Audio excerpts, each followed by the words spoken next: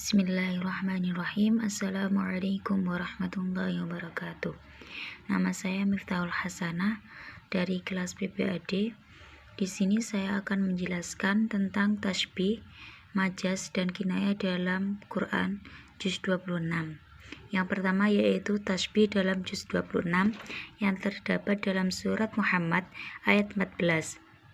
A'udzu billahi minasyaitonir rajim. Afaman kana 'ala bayyinatin min rabbih kaman zayyana lahu su'u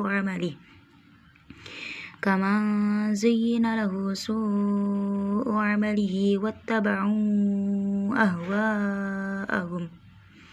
Maka, apakah orang yang berpegang pada keterangan yang datang dari Rabb-Nya sama dengan orang yang menjadikan dia memandang baik perbuatannya yang buruk itu dan mengikuti hawa nafsunya? Untuk yang pertama, jenis gaya bahasa tasbih.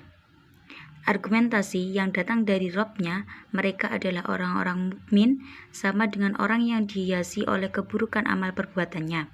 Karena itu, lalu ia memandangnya sebagai perbuatan yang baik. Mereka adalah orang-orang kafir Mekah dan mengikuti hawa nafsunya dalam menyembah berhala-berhala. Maksudnya tentu saja tidak ada persamaan di antara keduanya. Jadi ayat di atas termasuk tasbih tamtil yang musyabbah tidak didahului oleh kata mithal, tetapi musyabbah bi didahului oleh adat tasbih yang berbentuk kaf. Yang kedua yaitu kewajanaan penggunaan tasbih. Afaman kana 'ala bayyinatin min rabbih kama zayyana lahu su'u 'amalihi. Maka apakah orang-orang yang berpegang pada keterangan yang datang dari Rabb-Nya sama dengan orang yang menjadikan dia memandang baik perbuatannya yang buruk, yakni orang yang memiliki keyakinan kepada Tuhannya tidak sama dengan orang yang memandang baik perbuatannya dalam menyembah berhala dan menyekutukan Allah serta melakukan kemaksiatan. Wattaba'u ahwa'ahum, dan mengikuti hawa nafsunya, yakni mengikuti hawa nafsu mereka dalam menyembah berhala dan tenggelam dalam berbagai kesesatan tanpa ada syubhat yang meragukan mereka ataupun alasan yang benar. Yang ketiga yaitu aspek estetika penggunaan tasbih. Orang yang berpegang pada hujjah Tuhan, maksudnya Al-Quran, itu adalah orang mukmin, yakni orang yang memiliki keyakinan kepada Tuhannya tidak sama dengan orang yang memandang baik perbuatannya dalam menyembah berhala dan menyekutukan Allah serta melakukan kemaksiatan. Yang selanjutnya yaitu majaz dalam Al-Quran, yaitu yang terdapat dalam surat Al-Ahqaf ayat 12. A'udzu billahi minasyaitonir rajim. Wa min qablihi kitabun Musa imaman wa rahmah. Wa hadza kitabun musaddiqul lisanan arabiyyan liyundiral ladzina zalamu wa busyra lil muhsinin. Dan sebelum Al-Quran itu telah ada kitab Musa sebagai petunjuk dan rahmat.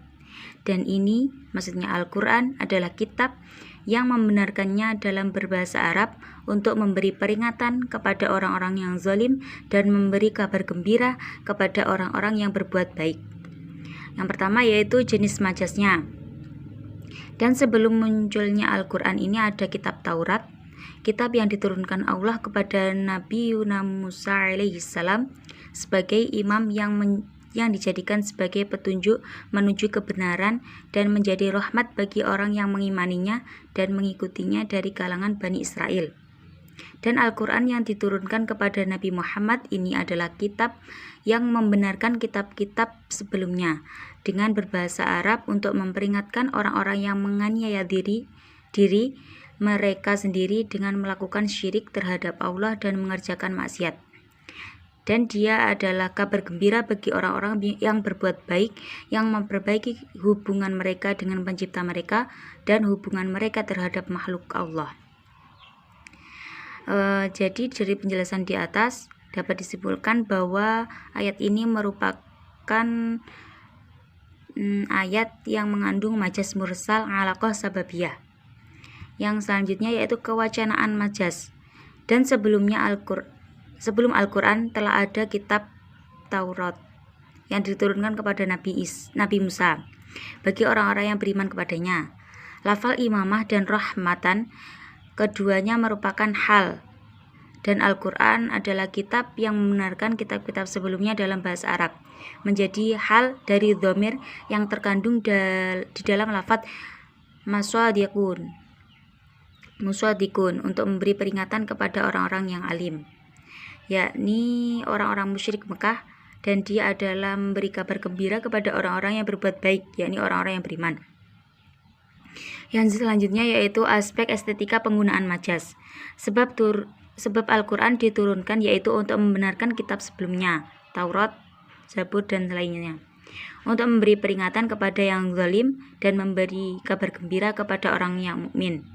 Dikatakan majas mursal alaqah sababiyah karena menyebutkan sebab, dan yang dimaksud adalah musabab atau akibat. Untuk yang terakhir yaitu kinayah dalam surat Al-Fat ayat 22. A'udzu billahi minasyaitonir rajim. Walau qatalakumul ladzina kafaru lawallawul adbara thumma la yajiduna waliyyan wala nasira. Dan sekiranya orang-orang kafir itu memerangi kamu, pastilah mereka berbalik melarikan diri ke belakang, maksudnya kalah. Kemudian mereka tiada memperoleh perlindungan dan tidak pula penolong. Untuk penjelasannya, jenis bahasa kinayah. Allah menjanjikan harta rampasan perang yang besar kepada kalian, yang kalian ambil pada saat yang telah Allah tetapkan. Maka Allah menyegerakan harta rampasan perang Khaybar, dan Allah menahan tangan-tangan manusia dari kalian. Kalian tidak ditimpa keburukan yang disembunyikan oleh musuh-musuh kalian, yaitu peperangan. Mereka juga tidak mengganggu apa yang kalian tinggalkan di belakang kalian di Madinah, agar kekalahan musuh kalian, kemenangan kalian atas mereka, dan harta rampasan perang yang kalian dapat bisa menjadikan sebuah pelajaran bagi kalian. Petunjuk bahwa Allah menjaga dan melindungi kalian, membimbing kalian ke jalan yang lurus, yang tidak berbelok. Allah juga menjanjikan kalian harta rampasan perang yang lain, yang kalian tidak berkuasa atasnya, tetapi Allah menguasainya. Ia di bawah pengaturan Allah dan kuasanya. Allah menjanjikan kepada kalian, dan apa yang Allah janjikan kepada kalian itu akan terjadi. Allah Maha Kuasa atas segala sesuatu. Jadi ayat di atas itu termasuk dalam kategori kinayah dari aspek wasaid atau media, yakni jenis kinayah ima atau syarat. Yang selanjutnya yaitu kewacanaan penggunaan kinayah. Walau qatalakumul ladzina kafaru lawallawul adbar. Dan sekiranya orang-orang kafir itu memerangi kamu, pastilah mereka berbalik melarikan diri ke belakang, yakni orang-orang kafir Quraisy pada saat di Hudaybiyah. Tsumma la yajiduna waliyya. Kemudian mereka tidak memperoleh perlindungan yang melindungi mereka untuk memerangi kalian, wala nasiro, dan tidak pula penolong yang menolong mereka dalam melawan kalian. Yang selanjutnya yaitu aspek estetika dalam penggunaan kinayah.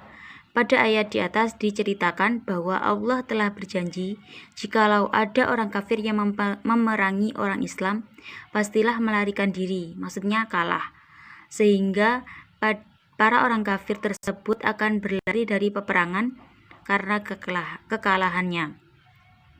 Demikian yang bisa saya sampaikan, banyak kurangnya dari saya mohon maaf. Wassalamualaikum warahmatullahi wabarakatuh.